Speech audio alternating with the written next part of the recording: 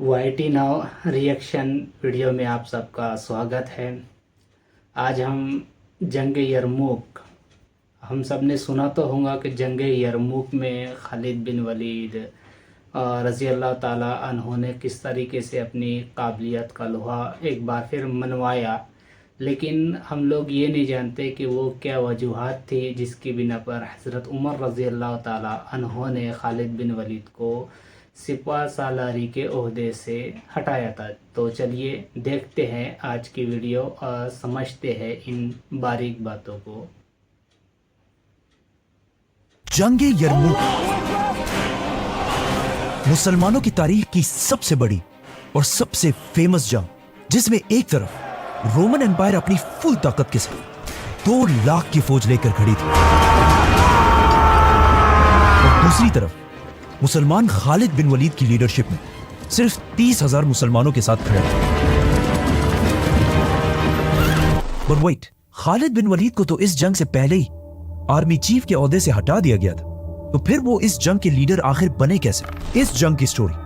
जंगे यरमूक की स्टोरी बहुत ही इंटरेस्टिंग होने वाली है। मुसलमानों ने पहले खलीफा अबू बकर रज़ी अल्लाह अन्हु के दौर में उस वक्त की सुपर पावर्स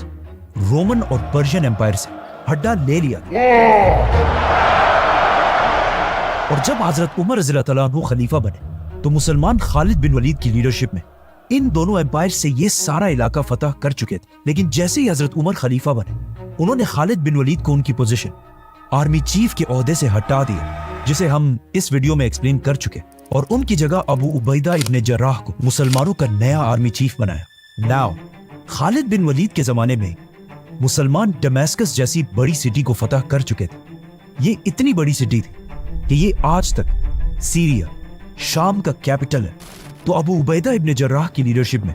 मुसलमान इस सिटी से भी आगे बढ़े और रोमन एम्पायर की एक दूसरी बहुत ही इंपॉर्टेंट सिटी तक पहुंचे, एम्मेसा, जिसे आज होम्स कहा जाता है। एम्मेसा कोई आम सिटी नहीं थी, इसकी लंबी लंबी दीवारें थी और इन दीवारों के सामने एक बहुत बड़ी नहर बनाई गई थी ताकि कोई इस सिटी के दीवारों तक ना पहुंच सके।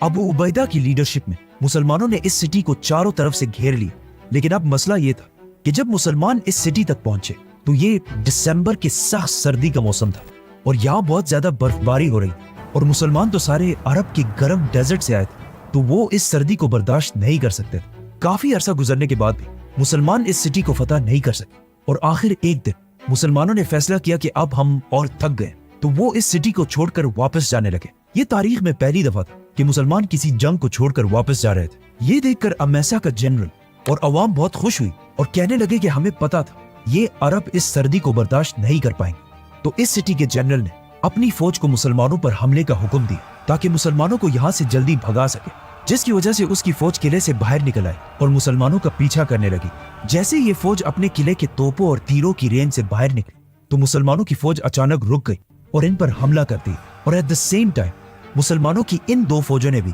आकर इस फौज पर हमला कर दिया और इस तरह ये सारी फौज खत्म हो गई और इनका जनरल मारा गया। मुसलमानों की आर्मी की इस जबरदस्त प्लानिंग को देखकर यही लगता है कि जरूर ये खालिद बिन वलीद का ही मशवरा होगा। अबू उबैदा मुसलमानों की फौज लेकर वापस सिटी के पास आए। अम्मेसा के लोग जो अब तक बहुत खुश थे, ये देखकर उनका सारा हौसला टूट गया और उन्होंने सिटी की गेट्स खोलकर अबू उबैदा के सामने सरेंडर कर दिया। नाउ अब फाइनली टाइम आ चुका था कि मुसलमान शाम, सीरिया से निकलकर रोमन एम्पायर के कैपिटल तुर्की में कॉन्स्टेंटिनोपल, जिसे आज इस्तांबुल कहा जाता है, उसकी तरफ बढ़ते। लेकिन अचानक एक मैसेंजर मुसलमानों की कैपिटल मदीना से खलीफा उमर बिन खत्ताब का एक बहुत ही इंपॉर्टेंट लेटर लेकर फुल स्पीड मदीना से एम्मेसा की तरफ पहुंचा और उस मैसेंजर ने सीधा जाकर ये लेटर अबू उबैदा तक पहुंचाया। इस लेटर में बहुत ही एक अजीब बात लिखी थी। इसमें लिखा था कि बस इससे आगे मुसलमानों की फौज को बढ़ने की इजाजत नहीं है, और ये क्लियरली लिखा हुआ था कि एम्मेसा के बाद कोई भी दूसरा इलाका फतह नहीं करना। End of course Abu Ubaida और मुसलमानों की सारी फौज ने हजरत उमर के इन ऑर्डर्स को बगैर किसी क्वेश्चन के मान लिया। लेकिन अब हजरत उमर के इस ऑर्डर से एक बहुत बड़ा मसला ये हुआ कि मुसलमानों की फौज की स्पीड, जो इससे पहले ही खालिद बिन वलीद के हटाने से बहुत ही स्लो हो चुकी थी, अब ऑलमोस्ट खत्म हो गई। और इतनी स्लो हुई कि इस मैप को देखें, हजरत अबू बकर रज़ी अल्लाह अन्हु ने इससे पहले अपनी सिर्फ 2 साल की खिलाफत मदीना से दमास्कस तक ये इतना बड़ा इलाका फतह किया था। लेकिन अब हजरत उमर रज़ी अल्लाह तआला अन्हु के पहले 2 सालों में मुसलमान दमिश्क से सिर्फ इतना ही आगे जा पाए। लेकिन अब क्वेश्चन ये था कि हजरत उमर आखिर क्यों मुसलमानों को आगे बढ़ने से रोक रहे थे? क्योंकि हजरत उमर रज़ी अल्लाह तआला अन्हु को लीडरशिप की ट्रेनिंग खुद रसूलुल्लाह सल्लल्लाहु अलैहि वसल्लम ने दी थी, और आप सल्लल्लाहु अलैहि वसल्लम को भी एक जमाने में मक्का वालों ने ऑफर दी थी, और वो ऑफर ये थी कि हम आपको मक्का का बादशाह बना देंगे अगर आप अपने खुदा के साथ साथ हमारे खुदाओं को भी सही कहें। लेकिन आप सल्लल्लाहु अलैहि वसल्लम ने ये आसानी का रास्ता अपनाने के बजाय इस ऑफर को ठुकरा दिया और कई साल तक मक्का वालों के जुल्मों को बर्दाश्त करते रहे। इसी तरह हजरत उमर रज़ी अल्लाह तआला अन्हु को भी पता था कि मुसलमानों के इन हर तरफ हमलों से मुसलमानों की ये एम्पायर तो बहुत फैल जाएगी और वो खुद बहुत बड़े बादशाह तो बन जाएंगे, लेकिन इससे इस्लाम को कोई फायदा नहीं होगा। क्योंकि अगर आज देखा जाए तो पूरी दुनिया में ऑलमोस्ट 2 बिलियन मुसलमान हैं, लेकिन 2 बिलियन होने के बाद भी मुसलमानों की आज कोई हैसियत नहीं है।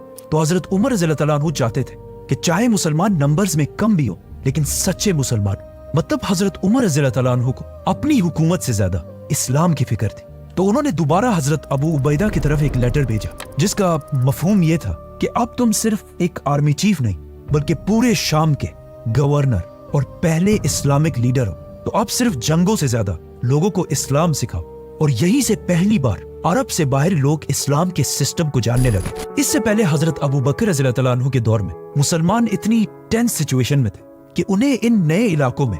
इस्लामिक निजाम कायम करने का टाइम नहीं मिला। तो अब हजरत उमर रज़ी अल्लाह तआला अन्हु ने पहली बार दुनिया के सामने एक नया सिस्टम रखा, खिलाफत का सिस्टम। और हजरत उमर रज़ी अल्लाह तआला अन्हु ने बहुत सोच समझ के हजरत अबू उबैदा को इस काम के लिए चूज किया, क्योंकि अबू उबैदा इब्न जर्राह रज़ी अल्लाह तआला अन्हु इस्लाम के पहले 10 मुसलमानों में से थे, और इस्लाम लाने के बाद वो रसूलुल्लाह सल्लल्लाहु अलैहि वसल्लम की हर डिसीजन में उनके साथ शामिल थे और इस्लाम के साथ इतने लॉयल थे कि जब जंग बदर में मुसलमान और काफिर एक दूसरे के सामने हुए तो अबू उबैदा के वालिद दुश्मनों की फौज में थे, और फिर जब जंग शुरू हुई तो अबू उबैदा के वालिद उन्हीं के हाथों से मारे गए, जिसके बाद इनकी इस्लाम के साथ कमिटमेंट पर किसी को कोई शक नहीं था। इसीलिए हजरत उमर रज़ी अल्लाह तआला अन्हु ने खालिद बिन वलीद को हटाकर इन्हें मुसलमानों का नया लीडर बनाया, क्योंकि अब जंग से ज्यादा एक ऐसे लीडर की जरूरत थी जो लोगों को इस्लाम का असल मकसद सिखा सके। तो हजरत अबू उबैदा रज़ी अल्लाह तआला अन्हु ने पूरे शाम को छोटे हिस्सों में डिवाइड करके यहाँ के नए गवर्नर्स लगाए और खुद सबसे फ्रंट वाली सिटी एमेसा में अपना नया हेडक्वार्टर बनाया, ताकि अगर मुसलमानों को कोई भी खतरा हो तो सबसे पहले इनको पता चले। और अपने राइट हैंड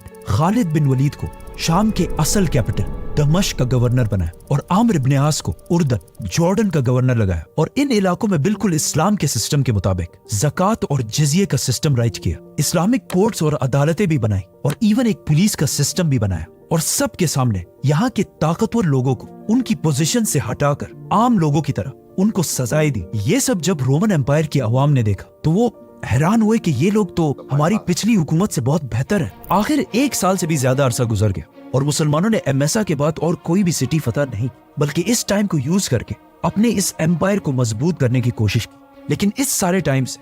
ऑलमोस्ट 1 साल से रोमन एम्पायर के बादशाह को भी टाइम मिला कि वो मुसलमानों के खिलाफ एक बहुत बड़ी फौज बना सके। लेकिन अब रोमन एम्पायर इतनी कमजोर हो चुकी थी कि मजबूरन रोमन एम्पायर के बादशाह हरकल हेराक्लियस ने एक ऐसा काम किया जो इससे पहले सोचना भी इम्पॉसिबल था। हुआ यूं कि रोमन एम्पायर के बादशाह हरकल ने पर्शियन एम्पायर के बादशाह की तरफ पहली बार दोस्ती का हाथ बढ़ाया,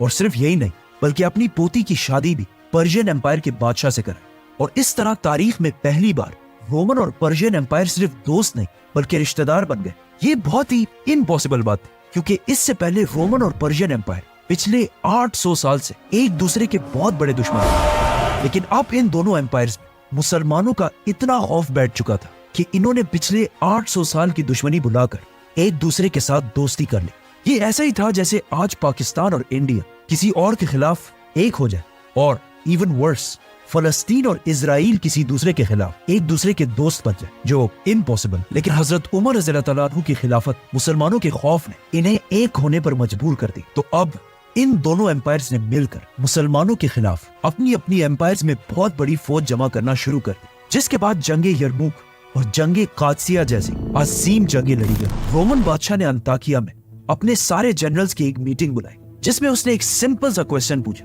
कि आखिर क्या वजह है कि हम इन मुसलमानों से नंबर्स में ज्यादा होने के बावजूद हर जंग में हार जाते हैं। जिस पर उनके सारे जनरल्स ने एक ही जवाब दिया कि मुसलमानों की फौज का जो आर्मर होता है वो हमारी फौज से बहुत ही हल्का होता है, इसीलिए उनकी स्पीड हमेशा हमसे बहुत तेज होती है। और मुसलमान हमसे कभी एक जंग में नहीं लड़ते, बल्कि हमेशा छोटे छोटे ग्रुप्स में लड़ते। तो रोमन बादशाह ये सब सुनकर अपने तख्त से खड़े हुए और कहा कि अब इन सारी बातों का सिर्फ एक ही हल है, और अगर तुम मेरे जनरल्स हमेशा के लिए अरबों की गुलामी से बचना चाहते हो तो पूरी रोमन फौज को इधर अंताकिया में जमा होने का हुक्म दो। और साथ ही उसने अपने सारे सूबों के गवर्नर्स की तरफ लेटर्स भेजे कि जो भी नौजवान जंग करने के काबिल हो उसे चाहते या ना चाहते हुए रोमन एम्पायर की फौज में शामिल करके अंताकिया की तरफ भेजा जाए, जिसकी वजह से अंताकिया में रोमन एम्पायर की एक बहुत बड़ी फौज, लाखों की फौज जमा होने लगी। और इनका प्लान ये था कि अब मुसलमानों की इन छोटी छोटी ट्रिक्स से निकलकर आमने सामने होकर एक बहुत बड़ी जंग लड़ी जाए।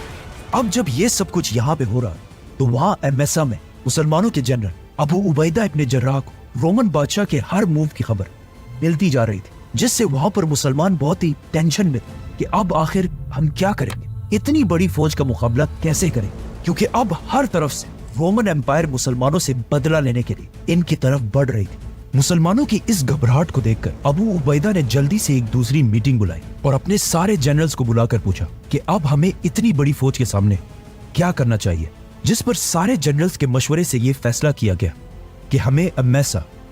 जिसे आज के जमाने में होम्स कहा जाता है, इस सिटी को बगैर किसी लड़ाई के छोड़कर यहाँ से वापस दमिश्क की तरफ जाना चाहिए, जिधर उस वक्त खालिद बिन वलीद अपनी फौज के साथ मौजूद थे। लेकिन जाने से पहले अबू उबैदा इब्न जर्राह ने इस सिटी के फाइनेंस मिनिस्टर को बुलाया और उसे ऑर्डर्स दिए कि यहाँ जितने लोगों से भी जिजिया टैक्स लिया गया था उन सब को वो पैसे वापस कर दिए जाए, क्योंकि ये जिजिया टैक्स हमने इनकी हिफाजत के लिए लिया था, और अब जब हम इनकी और हिफाजत नहीं कर सकते तो इस टैक्स पर भी अब हमारा कोई हक नहीं है। तो इधर मुसलमान इस सिटी को छोड़कर जाने की तैयारी कर रहे थे, और वहां वो फाइनेंस मिनिस्टर अपनी टीम के साथ एमेसा के हर घर घर तक जाकर लोगों को उनके टैक्स के पैसे वापस दे रहा था। ये देखकर यहाँ के लोग अगेन हैरान रह गए कि आखिर ये क्या मखलूक है कि हम तो सिर्फ इस बात पर खुश थे कि इन्होंने हमारे इलाके फतह करने के बाद हमें नहीं मारा और हमारी औरतों को भी कुछ नहीं कहा और हमारी जमीनें भी नहीं छीनी, और अब इस सब के बाद भी ये हमसे लिया गया टैक्स भी वापस करके जा रहे हैं। इनमें से एक बंदे ने मुसलमानों के जनरल के पास आकर ये तक कहा कि खुदा आप लोगों को हमारे ऊपर दोबारा लाए। तो आखिर मुसलमान इस सिटी होम्स को छोड़कर यहाँ से दमिश्क की तरफ रवाना हुए, जहाँ खालिद बिन वलीद अपनी फौज के साथ इनका इंतजार कर रहे थे। दमिश्क पहुंचते ही दोबारा सारे जनरल्स की मीटिंग स्टार्ट हुई कि अब आगे हमें क्या करना चाहिए। अब जब ये मीटिंग चल ही रही थी कि अचानक एक मैसेंजर जॉर्डन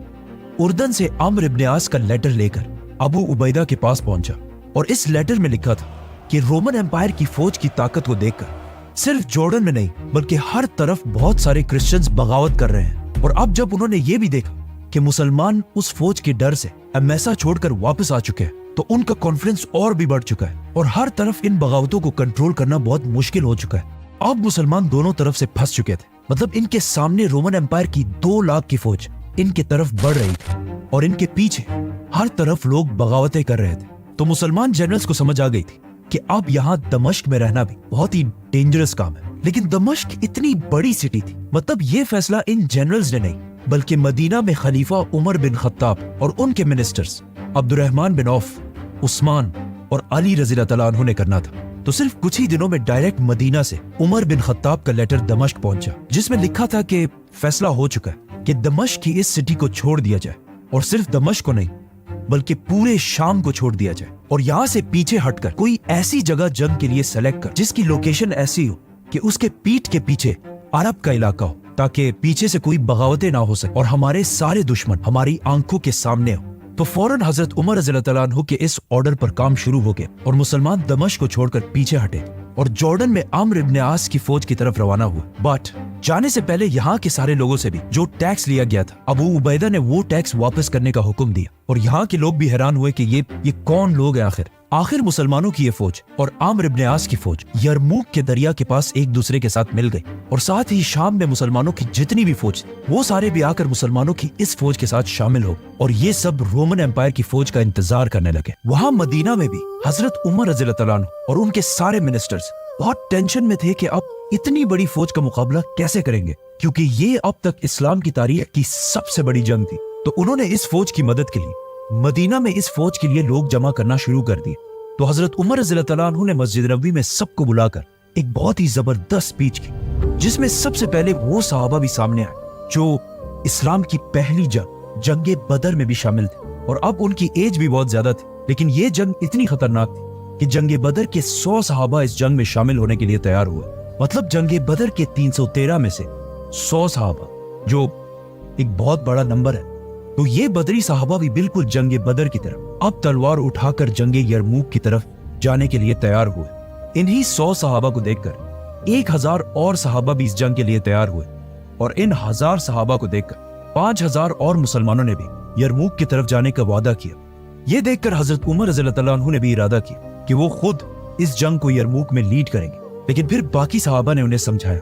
کہ یہ جنگ جیتنا بہت ہی مشکل کام ہے، اور کہیں ایسا نہ ہو کہ مسلمان یہ جنگ ہار جائے اور خلیفہ کو بھی نقصان پہنچے، تو اس سے اسلام کو بہت بڑا نقصان ہوگا، تو آپ اس جنگ کے لیے خود مت جائیں۔ اب وہاں یرموک کے میدان میں ایک طرف 2 لاکھ اور دوسری طرف صرف 30,000 کی فوج کھڑی تھی، لیکن کافی دن گزرنے کے بعد بھی ان دونوں فوجوں میں کوئی بھی ایک دوسرے پر حملہ نہیں کر رہا تھا، اور کئی ہفتوں تک رومن کیمپ سے رات کو شراب اور پارٹیز کی آوازیں آتی رہتی تھی، اور ایسا لگ ہی نہیں رہا تھا کہ یہ لوگ کوئی جنگ کرنے کے لیے آئے۔ تو یہ دیکھ کر خالد بن ولید نے سوچا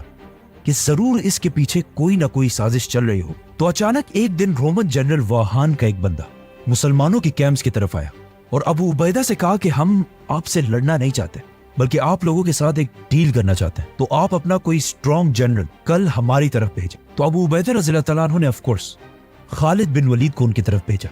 جیسے ہی خالد بن ولید وہاں پہنچے تو رومن جنرل نے انہیں ڈرانے کے لیے اپنی فوج کو فل سیدھی لائن میں کھڑا کیا اور فل آرمر کے ساتھ بھر دیا، تاکہ مسلمان جنرل کے دل میں رومن امپائر کا خوف بیٹھ جائے۔ بٹ یہ لوگ کس کو ڈرا رہے تھے؟ خالد بن ولید کو؟ I don't think so۔ خالد بن ولید ان ساری چیزوں کو اگنور کر سیدھا رومن جنرل کے پاس پہنچے۔ تو جنرل ساروں کے سامنے کھڑے ہوئے اور اپنی سپیچ سٹارٹ کی، جس میں انہوں نے جیزس کرائسٹ کی کچھ تعریف کرنے کے بعد اپنے بادشاہ ہرقل کی تعریف کرنا شروع کی، اور کہا کہ ہرقل رومن بادشاہ پوری دنیا کا سب سے طاقتور بادشاہ ہے۔ اور جب وہ اس کی کچھ زیادہ ہی تعریف کرنے لگا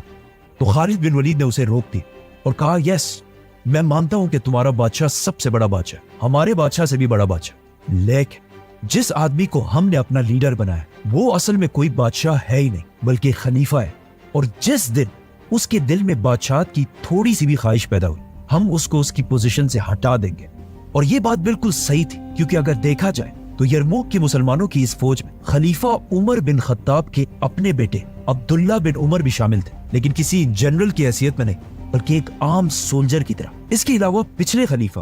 حضرت ابو بکر کے بیٹے عبد الرحمن بن ابو بکر بھی اس جنگ میں ایک عام سولجر کی طرح شامل، اور اس فوج کے جنرل سارے ایسے لوگ جن کا حضرت عمر رضی اللہ عنہ کے قبیلے بنو عدی سے دور دور تک کوئی تعلق نہیں۔ خالد بن ولید نے آف کورس اس میٹنگ میں رومنز کی ساری آفرز کو ریجیکٹ کر دی اور واپس اپنے کیمپس کی طرف آئے۔ بٹ ایک منٹ، یہ عجیب بات نہیں ہے کہ رومنز 2 لاکھ ہونے کے بعد بھی مسلمانوں سے جنگ نہیں بلکہ ڈیل کرنا چاہتے۔ اصل میں یہ سب کچھ جھوٹ تھا۔ رومنز مسلمانوں سے کوئی ڈیل نہیں بلکہ ٹائم بائی کرنا چاہتے تھے۔ یاد ہے ہم نے کہا تھا کہ اس جنگ سے کچھ ہی عرصہ پہلے رومن اور پرشین امپائر دوست ہی نہیں بلکہ رشتہ دار بن چکے تھے، اور ان دونوں نے مسلمانوں کے خلاف ایک ہی ٹائم پر فوجیں جمع کرنا شروع کر دی۔ تو رومن امپائر مسلمانوں سے کوئی ڈیل نہیں بلکہ اپنے دوست پرشین امپائر کی فوج کا انتظار کر رہی تھی تاکہ وہ جلدی ریڈی ہو اور ہم دونوں ایک ساتھ ہی مسلمانوں پر حملہ کر کے انہیں ختم کر دیں۔ تو یہ ڈیل صرف ایک بہانہ تھا جس کا خالد بن ولید کو پہلے ہی اندازہ ہو چکا تھا۔ تو انہوں نے سیدھا ایک لیٹر حضرت عمر رضی اللہ عنہ کی طرف بھیجا کہ یہاں پہ یہ سب کچھ چل رہا ہے۔ تو حضرت عمر رضی اللہ عنہ نے پرشین امپائر میں مسلمانوں کی فوج کی طرف آرڈرز بھیجے کہ کسی بھی حال میں پرشین امپائر کے ساتھ جنگ مت کرو بلکہ ان کے ساتھ نیگوشیشن سٹارٹ کرو کہ ہم آپ سے اور جنگ نہیں کرنا چاہتے اور ہم اپنے علاقوں میں واپس جا رہے ہیں، تاکہ اس سے پرشین امپائر کی فوج سلو ہو جائے۔ And it worked. پرشین بادشاہ یہ سن کر بہت ہی خوش ہوا اور مسلمانوں سے ان نیگوشیشنز میں ان کا بہت ٹائم ویسٹ ہونے لگا۔ تو اس طرح حضرت عمر رضی اللہ عنہ نے زبردست پلاننگ سے پرشین امپائر سے جنگ کا خطرہ تھوڑا ڈیلے کر دیا۔ ناؤ رومن فوج یرموک میں اب بھی پرشین فوج کا انتظار ہی کر رہی، لیکن اچانک انہوں نے دیکھا کہ مدینہ سے ایک نئی فوج نے آ کر مسلمانوں کی فوج کو جوائن کر لیا۔ یہ وہی 6000 کی فوج تھی جو حضرت عمر رضی اللہ عنہ نے بھیجی تھی، لیکن اس فوج کو آرڈرز دیے گئے کہ تم ساروں نے ایک ساتھ یرموک کے میدان میں داخل نہیں ہونا، بلکہ ہر دن چھوٹے چھوٹے گروپس 500 یا 1000 لوگوں نے اس میدان میں داخل ہونا ہے، جس سے بہت بڑا فائدہ یہ ہوا کہ ہر دن رومن امپائر صبح اٹھتی ہے اور دیکھتی ہے کہ سامنے ایک نئی فوج آ کر مسلمانوں کے ساتھ مل جاتی. تو آخر رومن جنرل واہان نے سوچا کہ اگر ایسا ہی چلتا نا تو مسلمانوں کو ہرانا بہت ہی مشکل ہو جائے گا. تو آخر ایک دن فائنلی آلموسٹ ایک مہینے کے بعد رومن امپائر کی فوج اپنے کیمپس کو چھوڑ کر آگے بڑھنے لگی اور بالکل مسلمانوں کے سامنے آ کر کھڑی ہو گئی. یہ دیکھ کر مسلمانوں نے بھی اپنی صفیں سیدھی کی اور دونوں فوجیں جنگ کے لیے تیار ہو گئی. اس اینیمیشن کو دیکھیں. یہ جنگ اس زمانے میں ایگزیکٹلی اسی طرح لگ رہی ہوگی کیونکہ یہ ہے مسلمانوں کی 30,000 کی فوج اور ان کے سامنے یہ کھڑی ہے رومن امپائر کی 2 لاکھ کی فوج. اتنا بڑا ڈفرنس. آج کل کے کچھ ماڈرن ہسٹورینز رومن امپائر کی اس فوج کو 2 لاکھ سے کم 1 لاکھ کے اراؤنڈ کہتی ہے, لیکن اسلامک سورسز میں اسے 1.5 لاکھ سے 2,40,000 کے درمیان بتایا گیا ہے. So let's just take 2 lakh. Abu Ubaida نے اپنی فوج کو آرگنائز کیا اور اپنی فوج کے پیچھے اپنے 4 مین جنرلز کھڑے کیے, عامر بن عاص, شرحبیل, خالد اور یزید بن ابی سفیان. جنگ سے صرف 1 رات پہلے ابو عبیدہ نے اپنے سارے جنرلز کی ایک میٹنگ بلائی اور ان سب نے مل کر جنگ کی پلاننگ کرنا شروع کی. اب جب یہ سارے اس جنگ کی پلاننگ کر رہے تھے تو اچانک ابو عبیدہ رضی اللہ تعالیٰ عنہ نے کہا کہ آپ سب کا اس بارے میں کیا خیال ہے کہ ہم صرف اس جنگ کے لیے لیڈر کو بدل دیں, مطلب میری جگہ خالد بن ولید کو اس جنگ کا لیڈر بنائیں اور آرمی چیف میں ہی ہوں کیونکہ ہم خلیفہ کے آرڈرز کے خلاف نہیں جا سکتے, لیکن صرف اس جنگ کے لیے. What do you think؟ اس پر سارے جنرلز نے کہا کہ یہ کیا بات کہی آپ نے, یہ تو ہم سب بھی سوچ رہے تھے اور جنگ کا اصل مزہ تو اب آئے گا, کیونکہ ان سب کو پتا تھا کہ اس جنگ میں خالد بن ولید جیسے دماغ کی بہت سخت ضرورت پڑے گی. تو اگلے دن مطلب جنگ یرموک کے پہلے دن ابو عبیدہ ابن جراح اپنی پوزیشن سے نیچے آئے اور عام جنرلز کی رینکس میں کھڑے ہو گئے اور خالد بن ولید پیچھے آ کر دوبارہ آرمی چیف کی پوزیشن پر کھڑے ہو گئے اور جنگ شروع ہوئی. اس جنگ میں وہ سارے ہی بڑے صحابہ موجود تھے جن کا نام ہم احادیث اور ہسٹری میں بار بار سنتے رہتے ہیں. فار ایگزامپل ابو ذر غفاری, ابو ہریرہ, عبداللہ بن عمر, ابو ایوب انصاری اور 70 سال کی عمر میں عمار بن یاسر جن کے ماں باپ اسلام کے پہلے شہداء تھے. یہ سب اس جنگ میں موجود اور ابو بکر, عمر اور عثمان رضی اللہ تعالیٰ عنہ کے بیٹے بھی اس جنگ میں شامل تھے. جنگ کا پہلا دن 15 اگست سال 636 تھا, مطلب حضرت عمر رضی اللہ تعالیٰ عنہ کی خلافت کو 2 سال ہو چکے تھے. رومن فوج نے نمبرز میں زیادہ ہونے کی وجہ سے پہلے مسلمانوں پر حملہ کر دیا اور بہت دیر تک لڑائی ہوئی, لیکن اس دن دونوں فوجوں کو کوئی خاص نقصان نہیں ہوا کیونکہ دونوں ہی فوجیں ایک دوسرے کی طاقت اور ہمت کو ٹیسٹ کر رہے تھے. اور شام ہوتے دونوں فوجیں اپنی اپنی پوزیشنز پر واپس چلی گئیں. اس جنگ میں ایک رومن سولجر جارج بھی شہید ہوا, شہید کیونکہ جنگ سے پہلے جارج رومن آرمی کو چھوڑ کر اسلام قبول کر کے مسلمانوں کے ساتھ شامل ہو گئے اور اپنے اسلام کے پہلے ہی دن شہید ہو گئے. جنگ کے دوسرے دن رومن امپائر نے مسلمانوں کو سرپرائز کرنے کے لیے فجر کے نماز کے ڈائریکٹ بعد مسلمانوں پر حملہ کر دیا. بٹ خالد بن ولید کو اس سب کا پہلے ہی اندازہ تھا, تو ان کے پہنچنے سے پہلے مسلمان جنگ کے لیے بالکل ریڈی کھڑے. اس بار رومنز نے بالکل زور سے حملہ کیا اور آخر تھوڑی جنگ کے بعد مسلمانوں کی رائٹ سائڈ پر, جسے عامر بن عاص لیڈ کر رہے تھے, اتنا پریشر پڑا کہ وہ آہستہ آہستہ مین لائن سے پیچھے ہٹنے لگے اور آخر اتنا پیچھے تک آ گئے کہ بالکل مسلمانوں کے کیمپس تک پہنچ گئے جہاں مسلمانوں کی عورتیں اور فیملیز موجود تھیں. کیونکہ مسلمان پچھلے 3 سالوں سے رومن امپائر کے اندر رہ رہے تھے تو ان کے ساتھ ان کی فیملیز بھی عرب کو چھوڑ کر یہیں پر آباد ہو چکی. جب ان عورتوں نے دیکھا کہ مسلمان جنگ سے آہستہ آہستہ پیچھے ہٹ تو انہوں نے اپنے کیمپس کے سامنے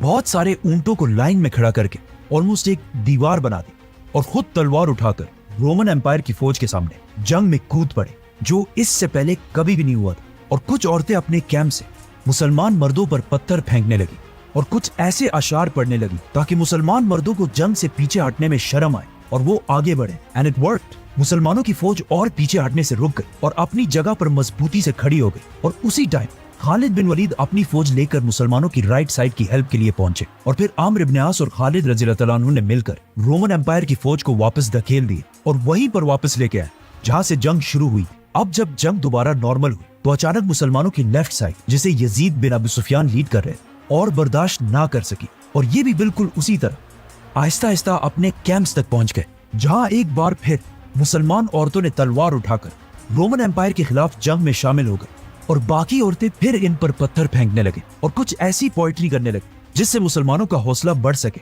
اور کہا جاتا ہے کہ ان عورتوں میں سے ایک ہندا بھی تھی जिन्होंने जोर से एक पत्थर अबू सुफियान की तरफ फेंका और कहा कि अब जाकर अपने उन गुनाहों को साफ करो जो तुमने इस्लाम लाने से पहले किए थे। इस सब के बाद ये फौज भी अपनी जगह पर स्टेबल हो गई। तो ये देखकर खालिद बिन वलीद अगेन राइट साइड से फुल स्पीड लेफ्ट साइड की मदद के लिए अपनी फौज के साथ दोबारा पहुंचे और फिर इस फौज को भी पीछे हटाकर जंग दोबारा वही ले गए जहां से शुरू हुई। और फिर थोड़ी ही देर शाम होने के बाद रोमन फौज विदाउट गेनिंग एनीथिंग वापस अपने कैंप्स की तरफ चली गई। यरमुक के तीसरे दिन रोमन एम्पायर ने दोबारा मुसलमानों पर हमला किया और अगेन थोड़ी सी जंग के बाद उसी तरह मुसलमानों की राइट साइड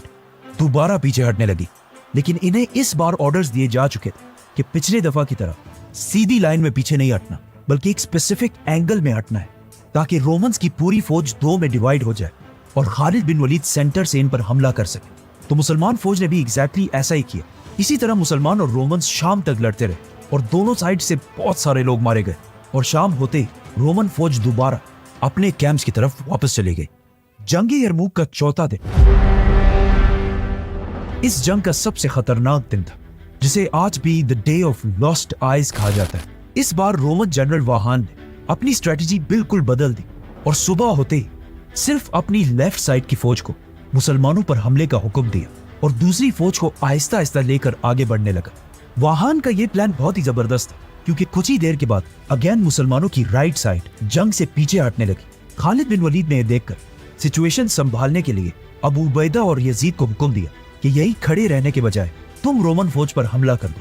और खुद राइट साइड पर मुसलमानों की मदद के लिए पहुंचे। अबू उबैदा और उसकी फौज ने आगे जाकर रोमन एम्पायर को काफी देर तक रोका रखा और काफी देर तक जंग इसी तरह चलती रही। आखिर रोमन जनरल ने अपने आर्चर्स को आगे किया और उन्होंने अबू उबैदा की फौज पर तीर बरसाना शुरू कर दिए जिससे बहुत सारे मुसलमान शहीद हुए और जो मुसलमान बच गए उनमें से 700 लोगों के आंखों में तीर लगी जिससे वो ऑलमोस्ट ब्लाइंड हो गए, जिससे मजबूरन अबू उबैदा की फौज आहिस्ता आहिस्ता पीछे हटने लगी। अब चौथे दिन पहली बार मुसलमानों की राइट और लेफ्ट दोनों फौजें इतने पीछे चली गई कि दोनों फौजें अपनी कैंप्स तक पहुंच गई और वहां एक बार फिर औरतों ने अपने कैंप से निकलकर तलवार उठाकर रोमन एम्पायर के खिलाफ लड़ना शुरू कर दिया और बाकी औरतों ने दोबारा मुसलमानों पर पत्थर फेंकना शुरू कर दिए ताकि उनकी अरब गैरत जाग सके। यरमुक के इस जंग में मुसलमान औरतों के इस रोल से बाद में एक मुसलमान सोल्जर ने यह भी कहा कि उस दिन यरमुक के दिन हमें रोमन एम्पायर की फौज से इतना डर नहीं लगता जितना इन औरतों की बातों और पत्थरों से लगता था। इसी तरह मुसलमानों की फौज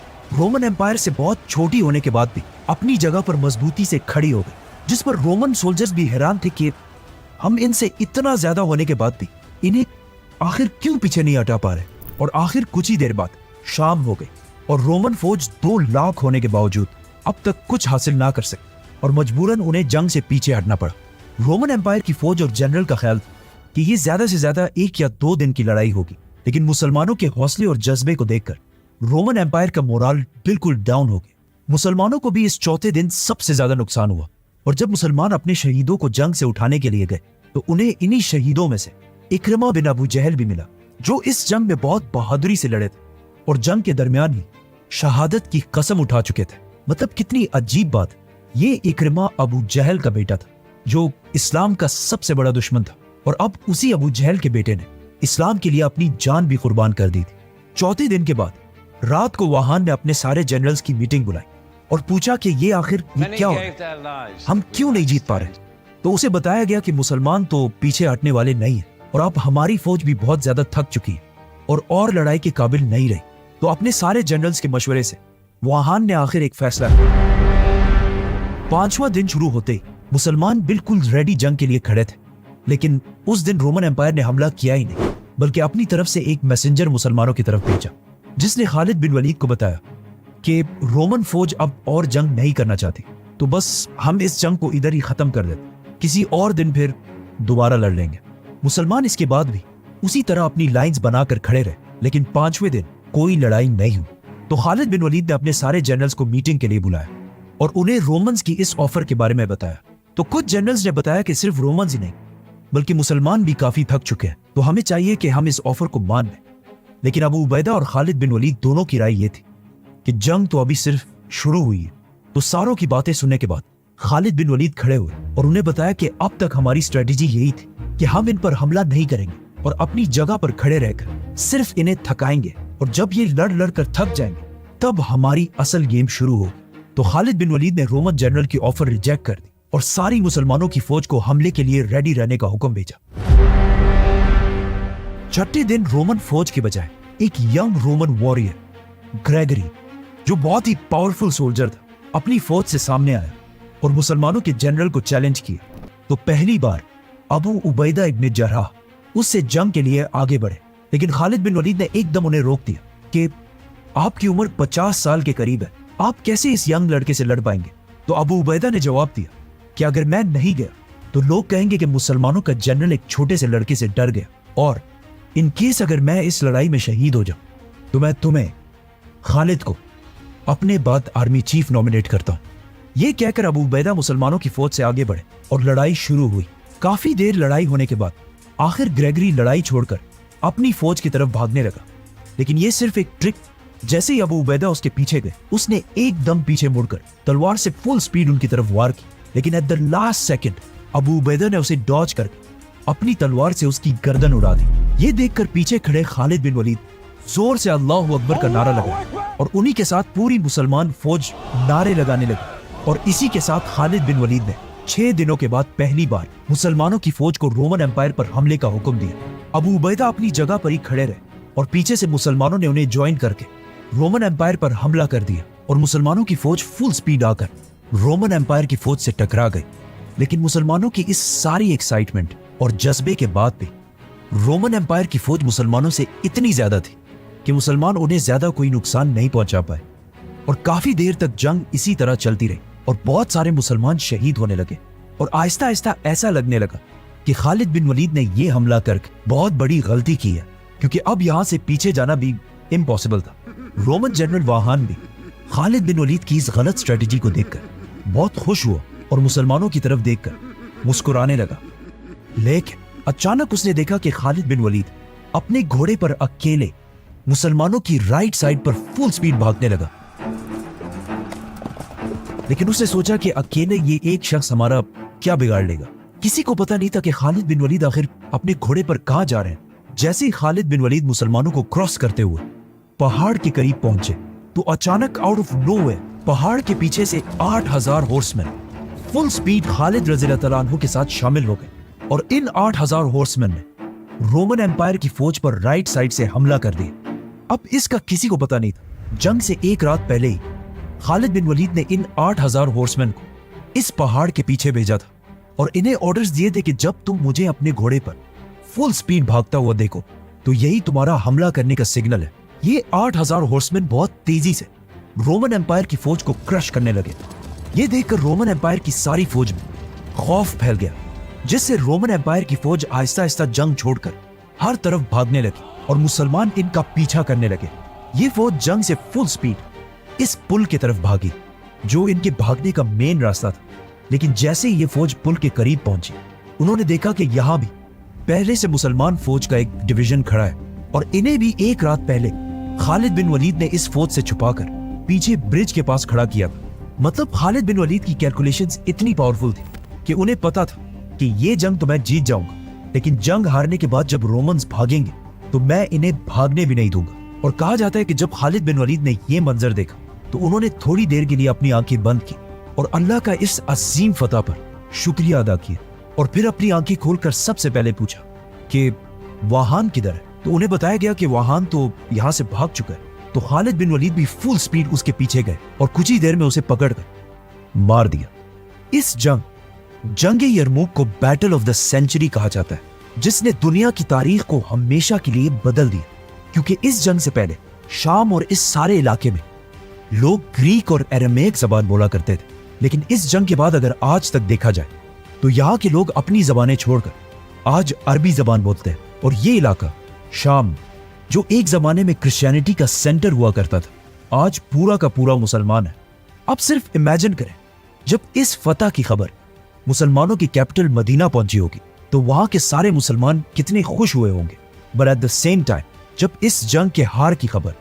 रोमन एम्पायर के बादशाह हरकल तक पहुंची तो उसने अंताकिया में आखिरी बार खड़े होकर शाम की तरफ देखा और कहा, ए शाम की जमीन, मैं तुम्हें सलाम पेश करता हूं। तुम दुनिया की सबसे खूबसूरत जमीनों में से एक हो, लेकिन अफसोस आज के बाद हम दोबारा यहां कभी भी नहीं आ सकेंगे। और ये कहते ही हरकल शाम को हमेशा के लिए छोड़कर अपने कैपिटल इस्तांबुल चला गया। इस जंग के बाद शाम में मुसलमानों को फ्री हैंड मिला कि वो जहां भी जाना चाहे जा सकते थे, लेकिन मुसलमानों ने रोमन एम्पायर के कैपिटल तुर्की जाने के बजाय अपनी सारी फौज इस जंग के कुछ ही दिनों बाद एक दूसरी सिटी की तरफ मोड़ी, पैगंबरों की सिटी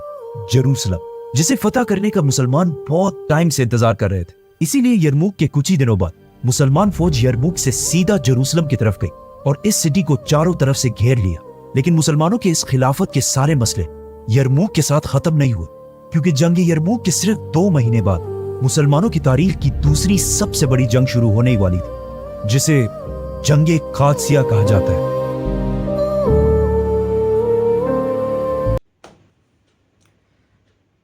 देखा दोस्तों, हज़रत खालिद बिन वलीद रज़ी अल्लाह ताला अन्हु अपने सिपा सालारी के ओहदे से माज़ूल होने के बाद में भी उन्होंने अपने अल्लाह को राज़ी करने के लिए किस तरीके से अपनी जंगी सलाहियतों का